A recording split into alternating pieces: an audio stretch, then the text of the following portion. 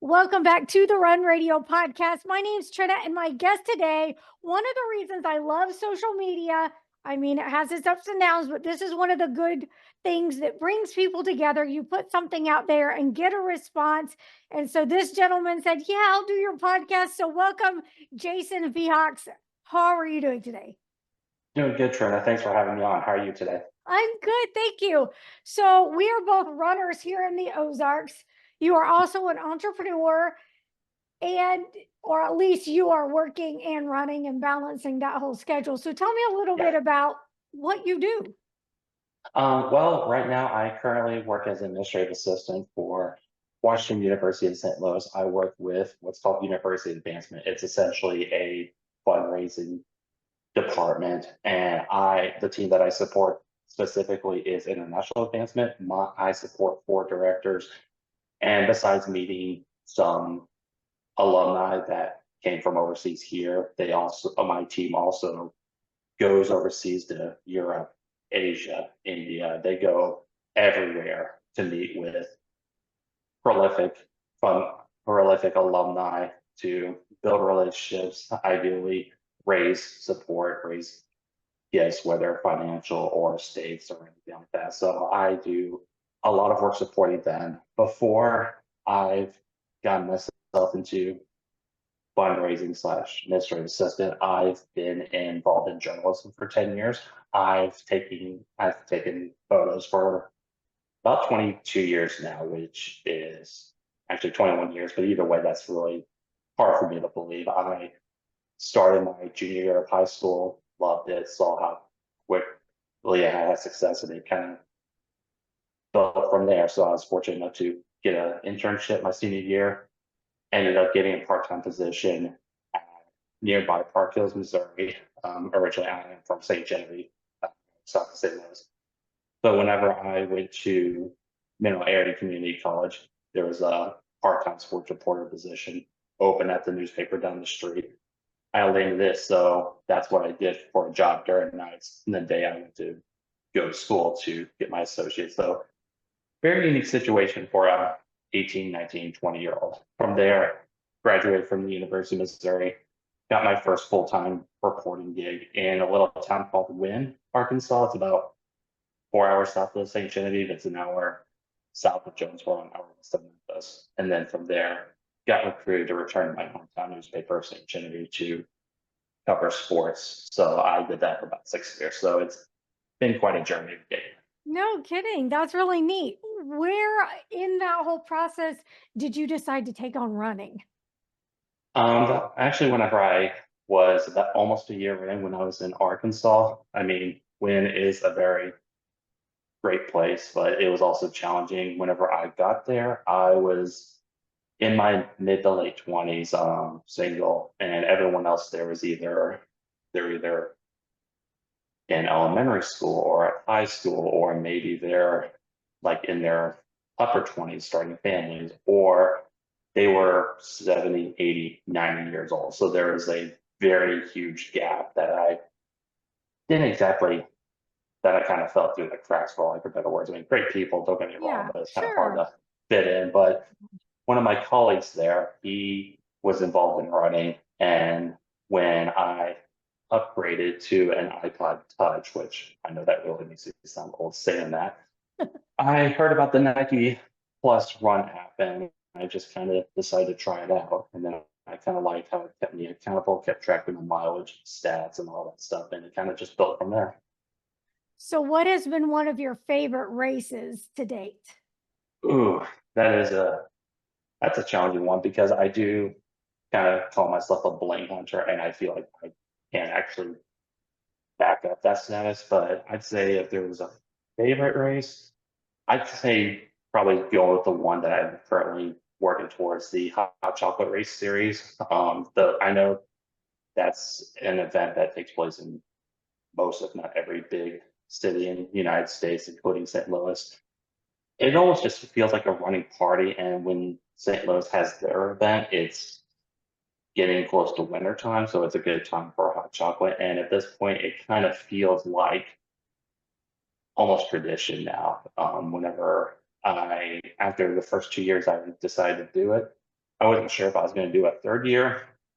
And they announced that they were introducing what's called the legacy experience, which if you did one of the hot chocolate races for 3, 5, or 10 years in a row, they would give you extra goodies, including extra bling. And that's what kind of kept me hooked in from there. And it is a little bit pricier compared to other races, but for the support experience and everything you get in return, it's absolutely worth it, especially if you can sign up right away. And I mentioned I wasn't sure if I was going to do it for a third year in a row. And in this December, I'm going to be reaching Legacy Year 10 this year. So Oh. just kind of crazy how that worked.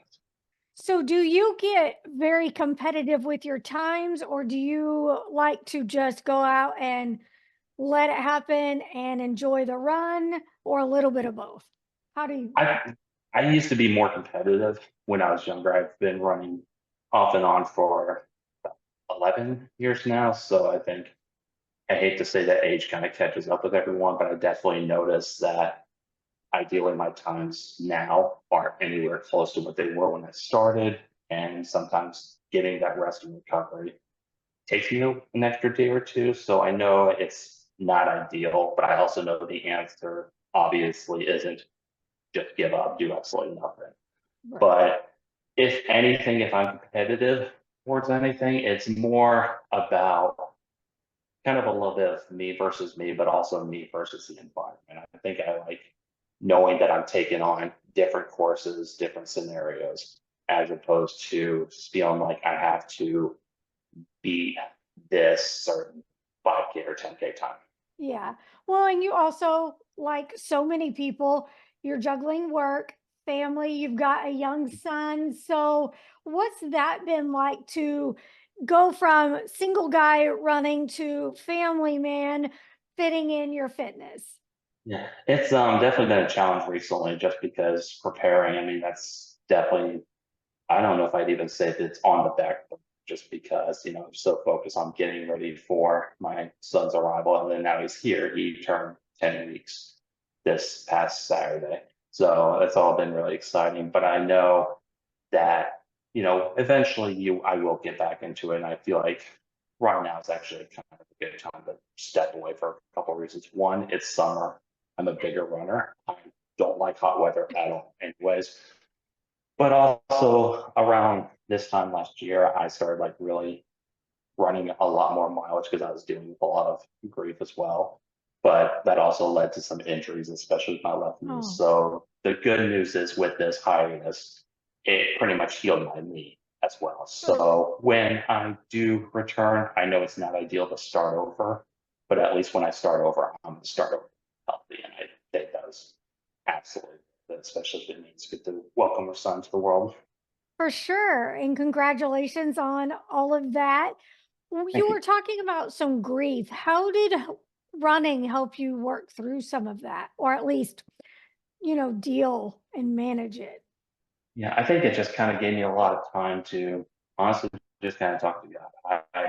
I am a Christian, although a deeply flawed one. I'll be the first one to admit that. But it gave me a lot of time just kind of talk to God, deal with my emotions and everything that was going on. Around this time last year, I lost my grandma. She was like about 97, I believe, when she did pass away. So it was a way for me to just kind of just really process my grief, but also kind of rediscover why I enjoy running so much.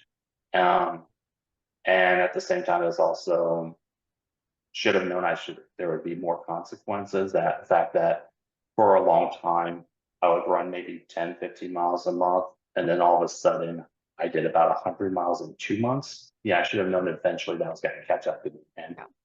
unfortunately, it did. But I think it was definitely a good learning experience. And also just dealing with this grief, it kind of makes me realize that there's other avenues involved that I could get involved with running as other than just running. And what were those? I think a lot of it was the idea of giving back and volunteering. My late grandma, she did a lot of volunteer work amongst the other things that she's done. she has knitted over 100 Afghans to give to the local Catholic church for those that need it. And so when after she passed and had some time to kind of deal with things, I kind of wanted to do something that would honor her, but I also wanted to do something that would also kind of reflect me as well. So, I mean, knitting Afghans is great, but definitely not my thing. And then I kind of thought about what else could I do? Yeah. And always see every race always asking for volunteers. And I thought that was about the best way to do it. My first race I ran, in-person race I ran, was a race called the Kinswick 5K, which is a little south of Arnold, Missouri, where I live.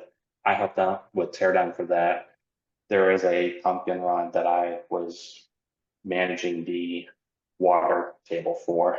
And one of the other bigger events was the new St. Louis City soccer team. They had what's called the City Sprint, Yeah. and it was a mile race.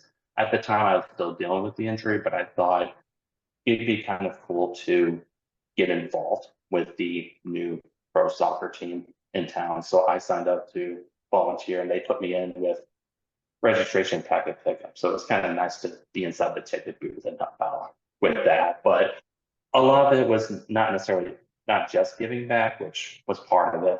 I will admit there's some perks to volunteering, like free shirts and things like that, which should be secondary. I think the first thing should be wanting to give back, but let's Yeah. face it, perks are nice.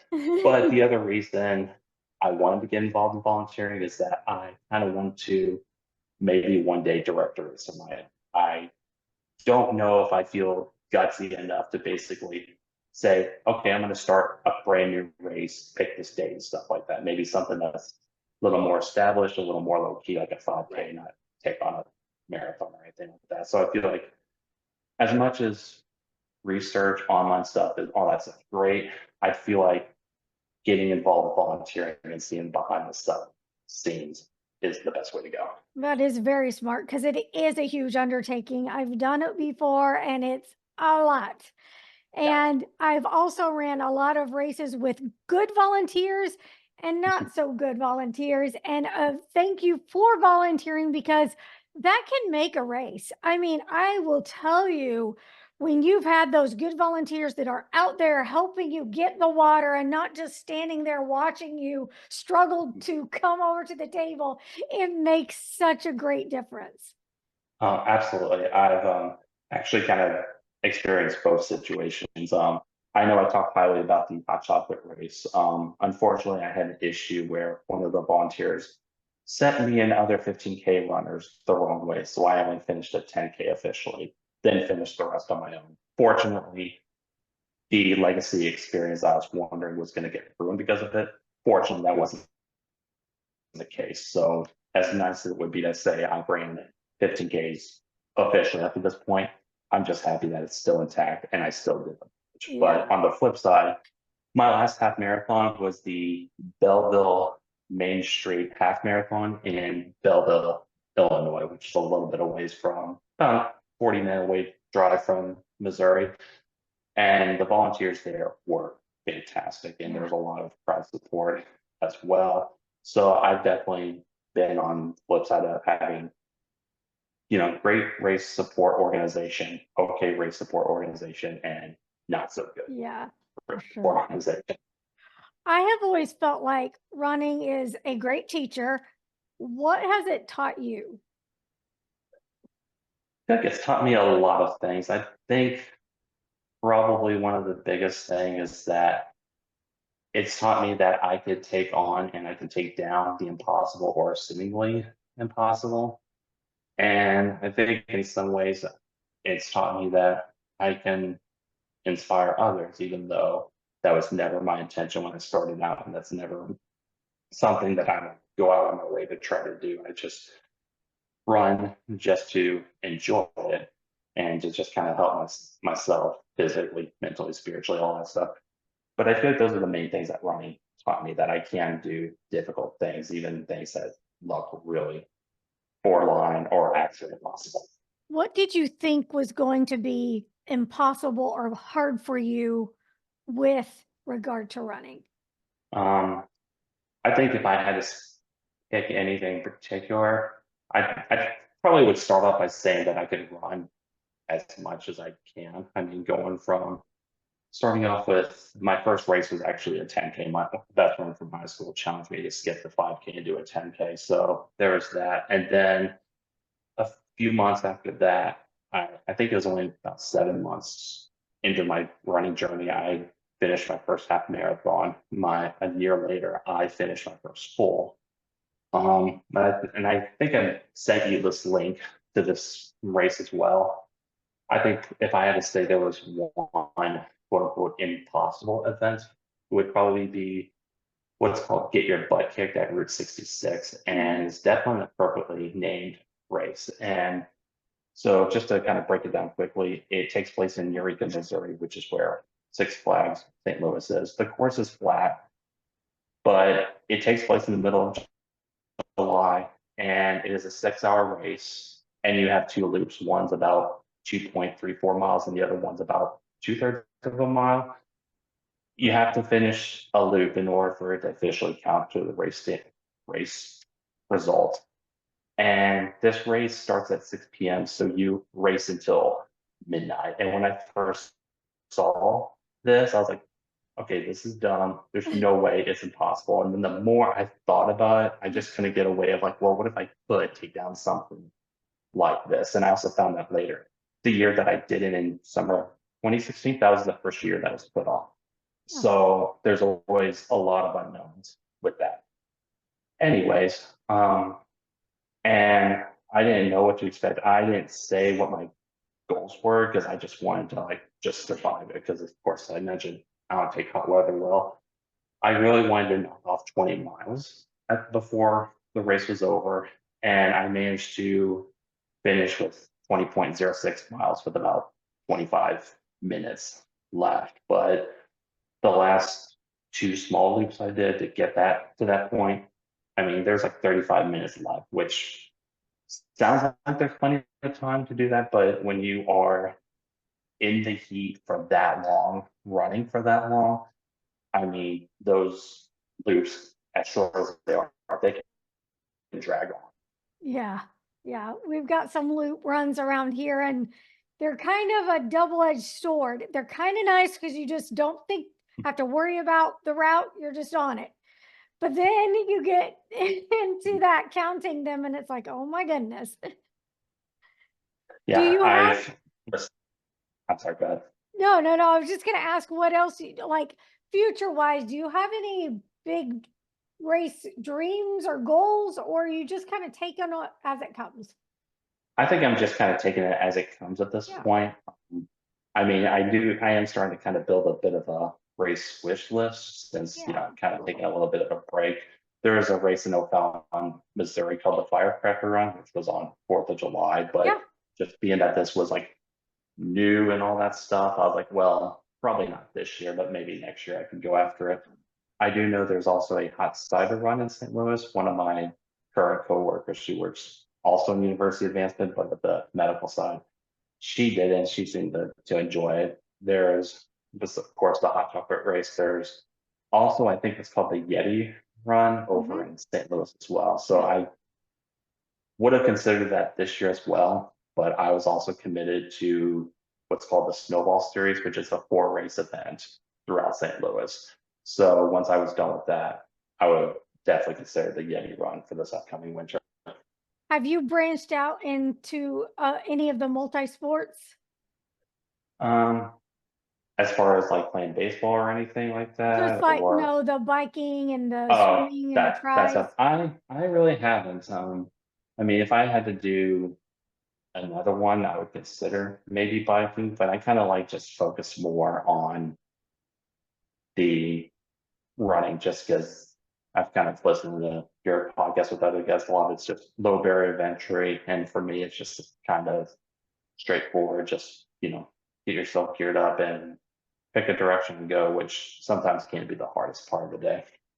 One of the things that I don't know that everybody realizes is that running is a really inclusive sport. You really, all levels can give it a try. I feel like the running community is very supportive of everybody. What would you say to someone that has thought about running but kind of is maybe intimidated by the whole sport of it all? Yeah, I kind of just use myself as an example. I mean, I definitely don't have the typical runner's build. I mean, I'm built more as a playing for football as a lineman than a typical runner, but I still go out there and enjoy it. And I still get that support, whether it's in person, nearby, or even in social media groups. So, I mean, it's like you said, it's very inclusive. I mean, very rarely are you going to get those people with a big ego, but it's very rare. And I think a lot of people jump against that, which I think is really refreshing. But I think besides just giving it a try, I think just really taking that first step is probably the biggest challenge, but I highly encourage people to do so. All right, what's your favorite post race food? Usually it's whatever I can get my hands on at the time. I'm not too picky, and if there's something I'm really craving, usually it doesn't hit until maybe later on in that evening. Although I will say, probably my favorite one that I had was after I finished as I mentioned before, the Belleville Main Street half marathon. Before runs and races, I skip out on coffee, even though I drink it daily. But after I got done, got home, settled in, then coffee then sounded great. So I made a salted caramel mocha frappuccino, and it was probably the best frappuccino I ever had. And I don't know if it's just the whole idea of victory or the right amount of ingredients or both, but I'd say it's not something I go out my way to get after every race or anything like that. But for some reason, that drink just hit perfectly. Sounds good. Well, thanks for sharing some of your insight today. Is there anything you'd like to share before we close? Can't really think of anything else, so I appreciate the opportunity to join. Yeah, no problem. Thanks so much. You can be following along, catch more episodes when you link over to any platform you like from runradio.net. Thanks, Jason. Thanks, Trent. I appreciate it.